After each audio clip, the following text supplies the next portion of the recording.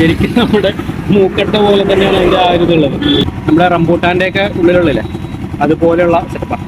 നമ്മളിപ്പോൾ ഏഷ്യയിലെ 10 മനോഹര ഗ്രാമങ്ങളിലൊന്നായ കൊല്ലങ്കോട് കുടിലിടത്തെ സന്തോഷേട്ടൻ്റെ മോജോ ബൈറ്റ്സിൻ്റെ അടുത്താണ് കേട്ടോ. ഇവിടെ റോഡ് സൈഡിൽ നല്ല ഒരു പച്ചപ്പായിട്ട് തഴച്ചു വളർന്നു നിൽക്കുന്ന ഒരു മരം കണ്ടു കേട്ടോ. നല്ല ഭംഗിയുള്ള ഒരു മരം. ആ മരം നിറയെ പച്ചയും മഞ്ഞയും പിങ്ക് നിറത്തിലൊക്കെയുള്ള ധാരാളം പഴങ്ങളുണ്ട്. ഇതിനെക്കുറിച്ച് കൂടുതലായിട്ട് നാട്ടുകാർ അന്വേഷിച്ചപ്പോഴാണ് നമുക്ക് മനസ്സിലായത് ഇതാണ് മൂക്കട്ടപ്പഴം. മൂക്കട്ട എന്ന് പറഞ്ഞാൽ എന്താണെന്ന് പ്രത്യേകം പറഞ്ഞു തരേണ്ട കാര്യമില്ലല്ലോ. എന്ത് കിട്ടിയാലും കഴിച്ചു നോക്കുന്ന നമ്മൾ ഇതും കൂടി ഒന്ന് കഴിച്ചു നോക്കണം കേട്ടോ. എന്താണ് സംഭവിക്കുക നമുക്ക് നോക്കാം. മധുരാണ് കേട്ടോ.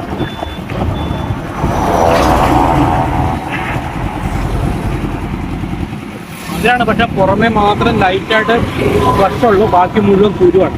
എൻ്റെ ലൈഫിൽ ഞാൻ ആദ്യമായിട്ടാണ് ഇത് കഴിക്കുന്നത്. എന്തായാലും നല്ല വെറൈറ്റി അനുഭവമായിരുന്നു.